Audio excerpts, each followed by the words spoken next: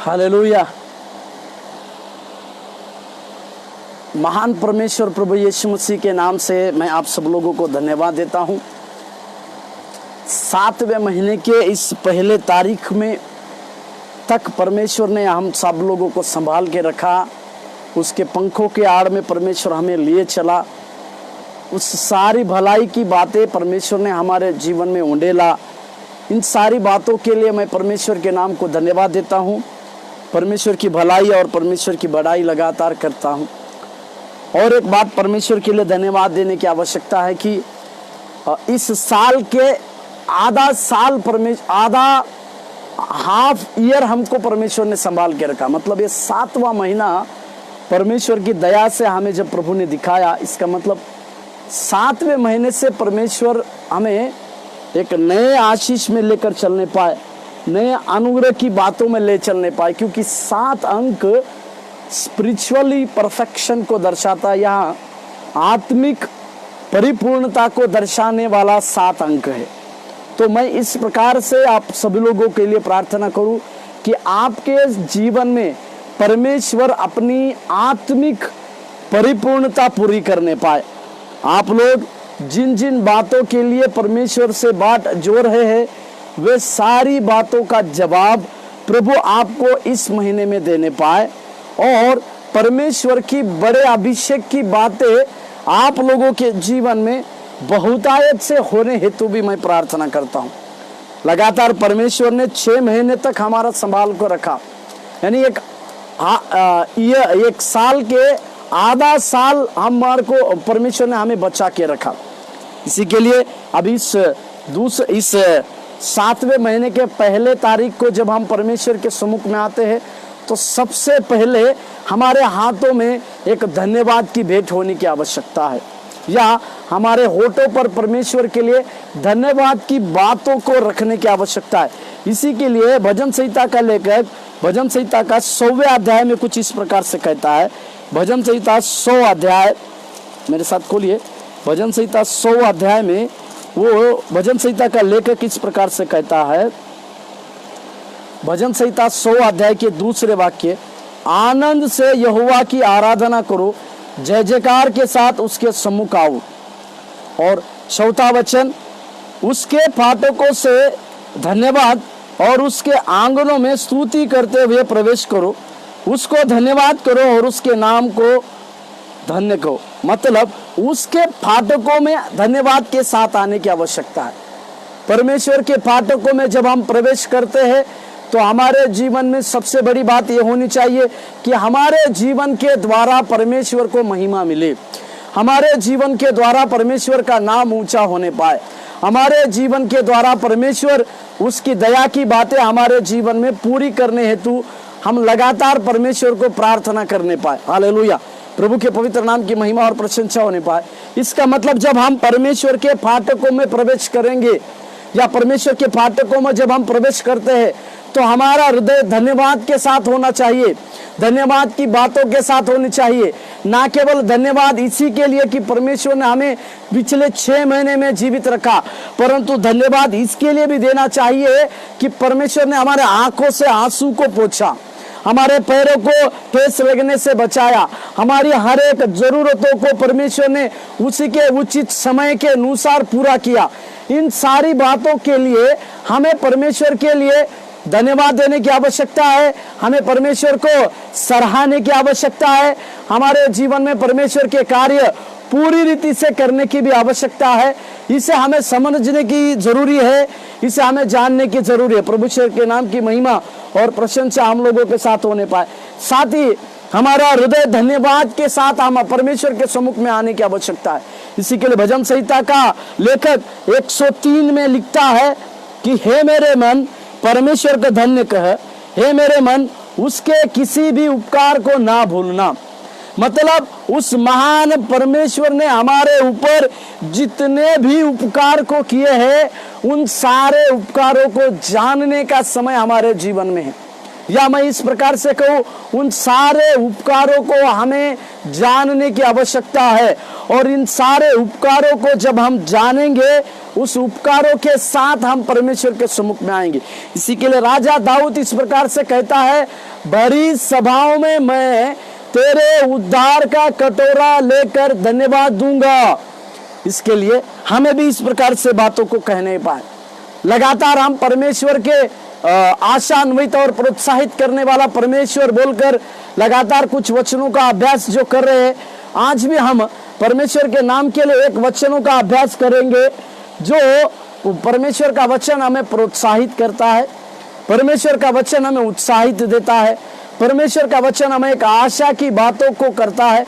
और उन सारी आशा की बातों को पूरी करने के लिए प्रभु हमारे जीवन में लगातार बड़ाई की बातें करने पर। मेरे साथ एक वचन को पढ़िए जो दूसरा तीमुथियुस की पत्री उसके 4 अध्याय के 18वें वाक्य में लिखा हुआ है। दूसरा तीमुथियुस की पत्री 4 अध्याय 18वें वाक्य।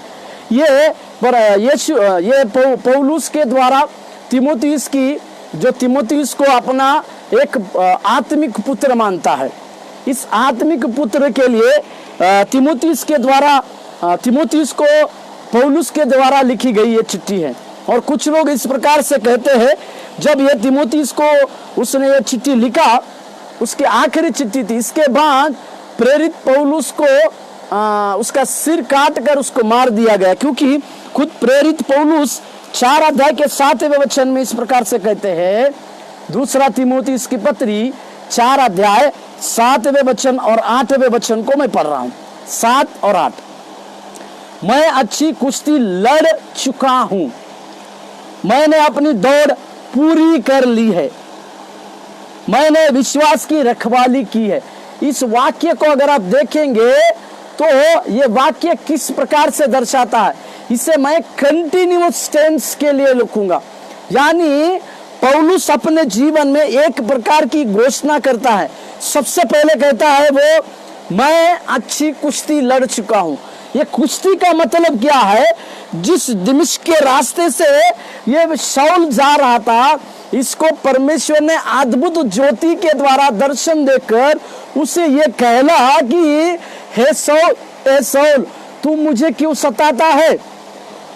क्योंकि ये शाऊल परमेश्वर की कलीसिया को और खुद प्रभु यीशु मसीह को सता रहा था। और इसी के लिए परमेश्वर ने उसको अंधा भी किया, परंतु उसकी आत्मिक आंखें खोली। हालेलुया, हालेलुया, प्रभु के नाम की महिमा और प्रशंसा होने पर। इसका मतलब क्या है कि परमेश्वर ने उसकी आत्मिक आंखें इसी के लिए चालू रखी ताकि वो परमेश्वर की आवाज को सुन सके। और उसको 3 दिन तक अंधा किया गया, यानी जगत की आंखें उसकी बंद कर कर परमेश्वर ने उसकी आत्मिक आंखों को खोलने पे मजबूर किया। और उस दमिश्क के रास्ते से उस शाऊल के परिवर्तन पौल में हुआ और उसने एक कलीसिया का निर्माण किया। और इसी के लिए अपने आखिरी समय में वो इस प्रकार से कहता, जिस दमिश्क के रास्ते से जिस सेवकाई के लिए परमेश्वर ने मुझे पकड़ा था, उसे कुश्ती के रूप में देता है। कुश्ती मतलब एक अखाड़े के रूप में देखता है। क्योंकि हम सब लोग जानते हैं प्रेरित पौलुस ज्यादा से ज्यादा अपने जीवन काल में एक जेल में रहे, तुरुंगवास में ज्यादा से ज्यादा रहे। और इस ज्यादा से ज्यादा तुरुंगवास में उन्होंने बंदीगृह में ज्यादा से ज्यादा चिट्ठियां लिखी और उस बंदीवास में उन्होंने अपने चेले को भी बनाया। इस बात का क्या महत्व है? इसका क्या अर्थ है? इसका अर्थ यह है कि परमेश्वर यह चाहता था कि इस पौलुस को दुख उठाना पड़ेगा, इस पौलुस को मेरे नाम से जो जो यातनाएं झेलनी है, उन सारी बातों के लिए परमेश्वर ने उसको इस 3 दिन के अंधेपन को देकर उसको तैयार किया, उसको बहुतायत से बढ़ाया, उसको बहुतायत से तैयार भी किया। हालेलुया, इस बातों को हमें समझने की आवश्यकता है। इसी के लिए जिस प्रकार से कुश्ती का मुकाबला होता है, जिसमें कोई एक जीतता है, कोई एक हारता है, परंतु उस मुकाबले में एक बात कॉमन होती है, वो ये है कि किसी एक को जीतना पड़ता है। और प्रेरित पौलुस इस बात के ऊपर जोर देता है कि जिस परमेश्वर ने मुझे जिस कार्य के लिए पकड़ा था, जिस सेवा के लिए पकड़ा था, वो सेवा मैंने अंत तक विश्वास योग्यता के साथ किया। इसी के लिए पहला तीमुथियुस का पत्री उसके 1 अध्याय अगर 12वें पद को अगर हम पढ़ते हैं, पहला तीमुथियुस 1:12 में वो इस प्रकार से कहता है,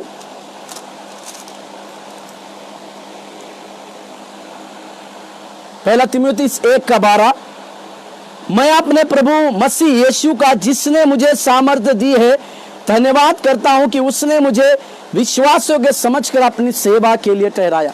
एक बहुत बड़ा व्यक्ति, बहुत बड़ा प्रेरित अपने आप को इस प्रकार से कहता है कि मैं, परमेश्वर ने मुझे विश्वास योग्य समझकर सेवा दी है। मेरे प्रियो, आज हमें और आपको भी परमेश्वर ने एक विश्वास योग्यता की सेवा दी है और उस विश्वास योग्यता की सेवा के लिए प्रभु ने हम लोगों को ठहराया है। इसी के लिए हमें इस बात को समझने की आवश्यकता है कि जिस विश्वास योग्यता के लिए परमेश्वर ने हमें पकड़ा है, उसी विश्वास योग्यता की सेवा करने के लिए हमें तत्पर रहना चाहिए। उसी विश्वास योग्यता की सेवा के साथ हमें आगे की ओर भी बढ़ने की आवश्यकता है और हमें लगातार उस विश्वास के साथ आगे की ओर बढ़ने की आवश्यकता है। वो अपने आप को कोई स्पेशल नहीं मानता, वो सिर्फ यही कहता है उसने मुझे विश्वास योग्य समझा, इसी के लिए अपनी सेवा के लिए बुलाया। परमेश्वर के नाम की महिमा और प्रशंसा होने पाए। हमारे जीवन की इस बातों को हम समझे, हमारे जीवन के इस कार्य को हम जाने कि परमेश्वर ने हमें ना केवल विश्वास योग्य समझा परंतु उसकी सेवा के लिए भी ठहराया।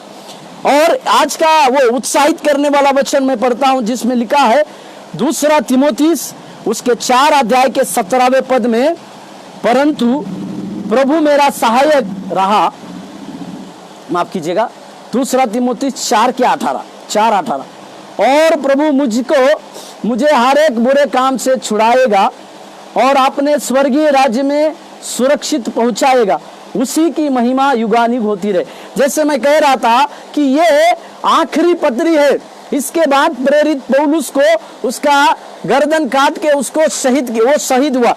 इसी के लिए वो इस बात को कहता है मुझे हर एक बुरे काम से छुड़ाएगा। इसका मतलब पौलुस इस बात को जान गया कि उसको अभी परमेश्वर के लिए बलिदान होने का वो समय आ रहा है। इसी के लिए वो हर एक छोटे छोटे बातों को या हर एक बुरी बातों के लिए मन फिराता है और इसी प्रकार से कहता है कि मुझे परमेश्वर हर एक बुरे बातों से छुड़ाएगा और अपनी स्वर्गीय राज्य में सुरक्षित पहुंचाएगा। हालेलुया।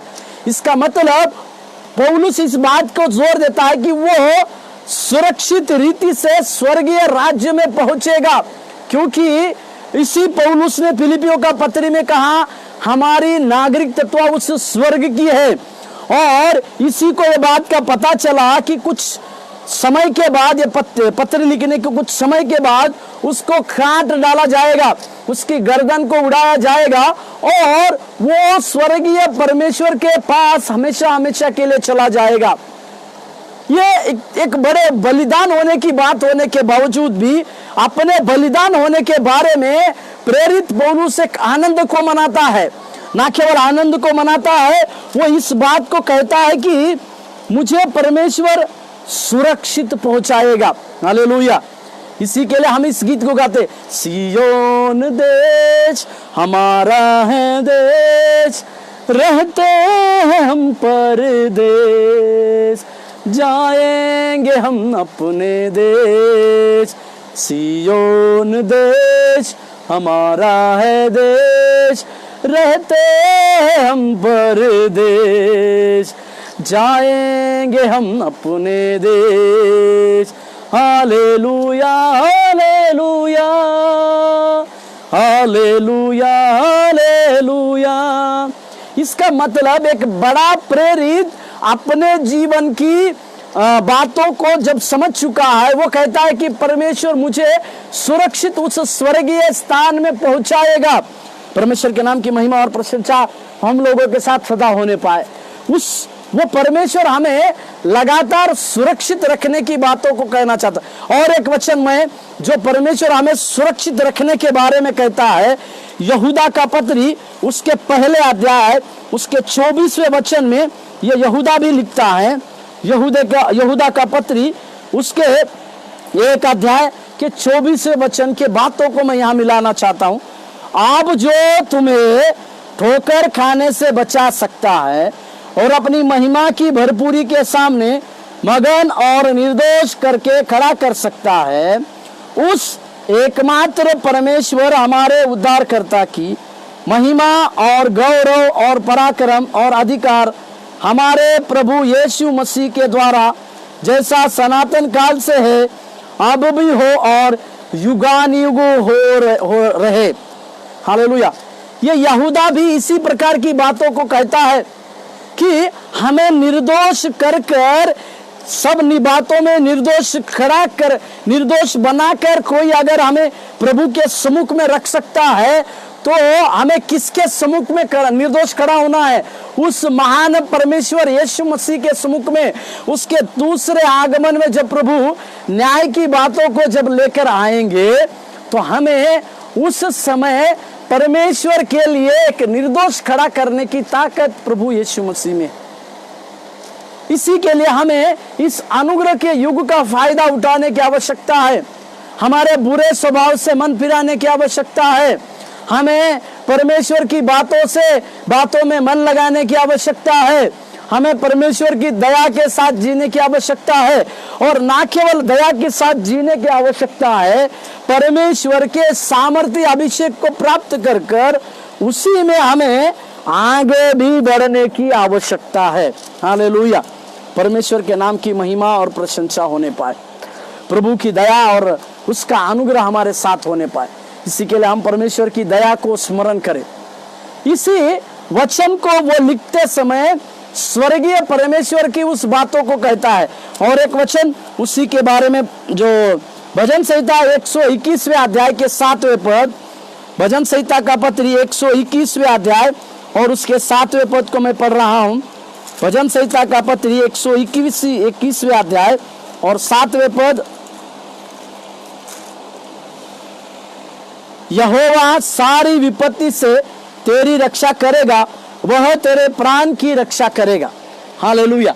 यहाँ पर भी हम इसी बातों को देखते हैं। यहोवा सारी विपत्ति से हमारी रक्षा करेगा, हमारे प्राणों को बचाएगा। और पहला थिस्सलुनीका पत्री मेरे साथ खोलिएगा। पहला थिस्सलुनीका पत्री उसके 5वें अध्याय में, पहला थिस्सलुनीका पत्री उसके 5वें अध्याय का 23वें वाक्य में इस प्रकार से लिखा है। पहला थिस्सलुनीका पत्री उसके 5वें अध्याय 23वें पद, शांति का परमेश्वर आप ही तुम्हें पूरी रीति से पवित्र करे और तुम्हारी आत्मा और प्राण और देह हमारे प्रभु यीशु मसीह के आने तक पूरे और निर्दोष सुरक्षित रहे। हालेलुया। प्रभु यीशु मसीह के आने तक हमारा शरीर, प्राण और आत्मा परमेश्वर में सुरक्षित रहने की आवश्यकता है। इसी के लिए राजा दाऊद के जीवन में जब पाप आया और उसने पाप किया, तो वो इस प्रकार से भजन संहिता 32वें अध्याय में कहता है। मेरे साथ खोलिए भजन संहिता 32वें अध्याय के पहले वाक्य में, क्या ही धन्य है वह पुरुष, क्या ही धन्य है जिसका अपराध क्षमा किया गया, जिसका पाप ढपा गया। क्या ही धन्य है मनुष्य जिसके अधर्म का लेखा यहोवा ना ले और उसकी आत्मा में कपट ना हो। इसका मतलब अपराध जो है हमारे प्राण में आता है, और पाप जो है हमारे शरीर में आता है, और अधर्म जो है हमारे प्राण में चला आता है। बातों को ध्यान दीजिए। पाप जो है हमारे शरीर के द्वारा होता है, और अपराध जो है हमारे आत्मा के द्वारा होता है, और प्राण से हम अधर्म काम करते हैं। इसी के लिए प्रेरित राजा दाऊद इसी प्रकार से कहता है, अपराध अधर्म इसी प्रकार की जोड़ को देता है। मेरे प्रियो, हमें इस बात को समझने की आवश्यकता है। शरीर में रहते हुए ही हम पाप करते हैं, परंतु ये पाप अधर्म बनकर हमारे प्राण में चला जाता है, और उस आत्मा में एक अधर्म की बातें चली आती है। इसी के लिए शरीर, प्राण और आत्मा, इनको निर्दोष रखने के लिए प्रभु यीशु मसीह का लहू हमारे लिए दिया गया है।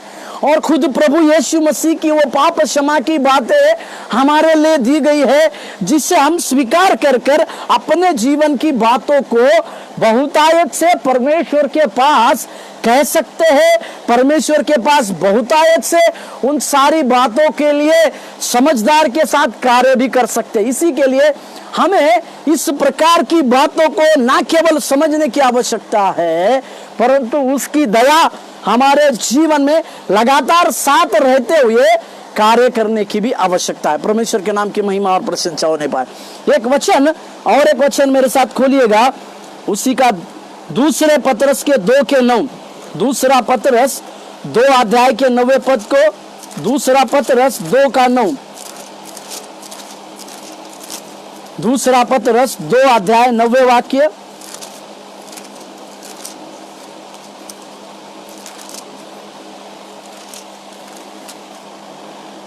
तो प्रभु भक्तों की परीक्षा में से निकाल लेना और अधर्मियों को न्याय के दिन तक दंड की दशा में रखना भी जानता है। हालेलुया।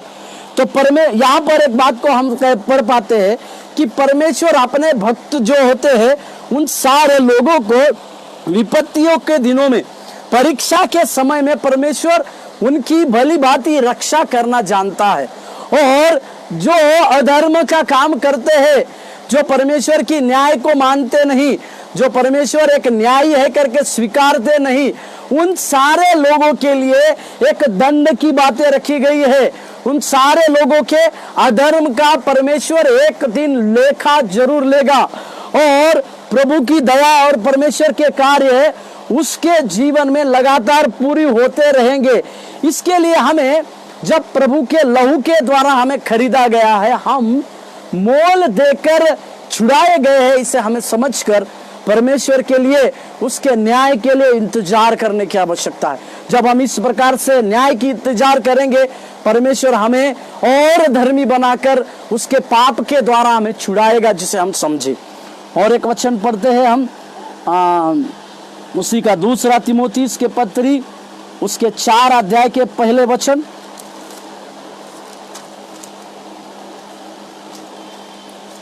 दूसरा तीमुथियुस 4 अध्याय के पहला वचन। परमेश्वर और मसीह यीशु का गवाह करके जो जीवितों और मरे हुओं का न्याय करेगा और उसके प्रकट होने और राज्य की सुधि दिलाकर मैं तुझे आदेश देता हूं। यहाँ पर एक बातों के जोर दिया गया, प्रभु यीशु मसीह जीवितों और मृत लोगों का भी न्याय करेगा। उस न्याय की बातों को देखकर यहाँ पर इस बात को कहता है कि और उस राज्य की सुधि दिलाकर तीमुथियुस को प्रेरित पतरस इस बात को आदेश देता है कि परमेश्वर की न्याय की बातों को समझे, परमेश्वर की उस दया की बातों को जाने और परमेश्वर के कार्य की बातों को भी समझे। इसी के लिए पहला तीमुथियुस का पत्री उसके 6 अध्याय के 14वें वाक्य पढ़िए। पहला तीमुथियुस 6 के 14, पहला तीमुथियुस 6 का 14। और अमरता केवल उसी की है और वह अगम्य ज्योति में रहता है और ना उसे किसी मनुष्य ने देखा और ना कभी देख सकता है। उसकी प्रतिष्ठा और राज्य युगानुयुग रहेगा। हालेलुया। उस महान परमेश्वर को किसी ने नहीं देखा, परंतु उस महान परमेश्वर का राज्य युगानुयुग रहेगा बोलकर प्रभु कहता है। हालेलुया। परमेश्वर के नाम की महिमा और प्रशंसा होने पाए। इसका अर्थ क्या है? इसका अर्थ यह है कि परमेश्वर का राज्य युगानुयुग रहेगा और परमेश्वर के राज्य की बातें युगानुयुग रहने के चलते हमें इस बात को समझने की आवश्यकता है कि वही एक परमेश्वर है जो हमारे जीवनों को बहुतायत से भरा सकता है और बहुतायत से काम में ला सकता है। और एक वचन पढ़िए, रोमियो का पत्री 11 का 36, रोमियो का पत्री 11वें अध्याय के 36वें वाक्य, रोमियो का पत्री 11 अध्याय के 36वें वाक्य, रोमियो का पत्री 11:36। क्योंकि उसी की ओर से और उसी के द्वारा और उसी के लिए सब कुछ है, उसकी महिमा युगानुयुग होता रहे। हालेलुया। उसी के द्वारा सब कुछ है और उसी से सब कुछ है। इस बातों को कहने का मतलब उस परमेश्वर की महिमा युगानुयुग होती रहे। पौलुस इस बातों को भी कहने से हिचकिचाता नहीं कि उस महान परमेश्वर की महिमा युगानुयुग हमेशा होती रहे, युगानुयुग महान परमेश्वर के कार्य होते रहे। इस प्रकार की बातों को कहकर प्रेरित पौलुस अपने जीवन की सर्वश्रेष्ठ बातों को परमेश्वर के हाथों में देकर अपने उस बलिदान होने की बातों को स्वीकार करता।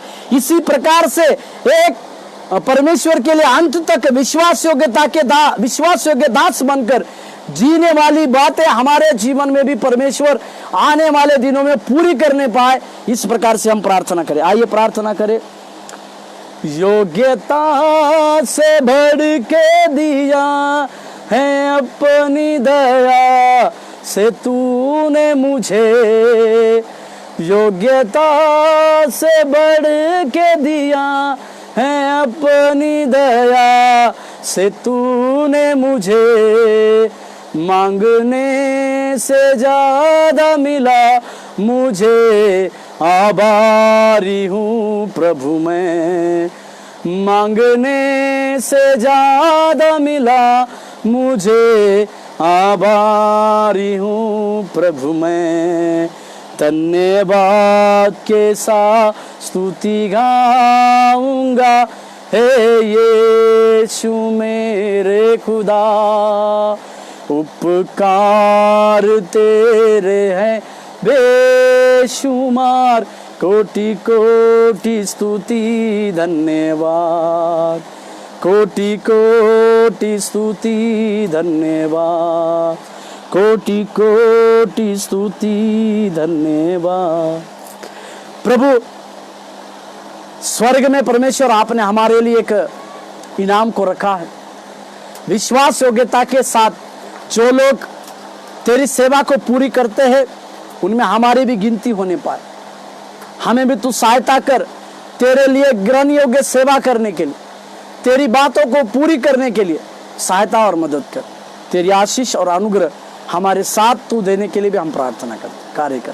यीशु मसीह के नाम से मांगते, आमीन आमीन। प्रभु आपको आशीष देने पर धन्यवाद।